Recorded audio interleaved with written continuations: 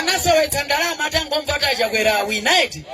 Ndepano panema tufuna tiuze DPP. Ululani kuti ndalama zathu zinapita kuti osatithera nthawi ndikumanena zoti sizoona. Atiuze ndalama inapita kuti. Eti pa nthawi imene inasowa ndalama gavana anali Kabambe. Awa mwamva kuti anapita kukadani kukabaka chipani UTM kumanama kuti ndi president wa UTM imeneja ndi DPP. Tamvana eti. Ndi Kabambe finance minister anali andani amwanamveka. Lero monga oyankhulira chipani ndifuna ndinene izi. Sona yaonetsa kuti pa ndalama zinasowa. Amene anasowetsa ndalama pa nthawi imene ndi anthu ndatchula.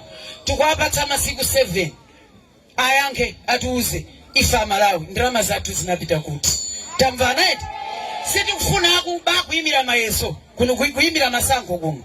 Malo moti adzinamiza wanthu zoti nema kulibe. Atani atibwezere ndalama. Apo bi timanganapo. Tipita kukadani kukaneneza. Tamvana eti. Lero ndathokoza anthu akwathu koma mwabadera ndithokoze nduna. Kwathu kuna anthu amakondo obwera koma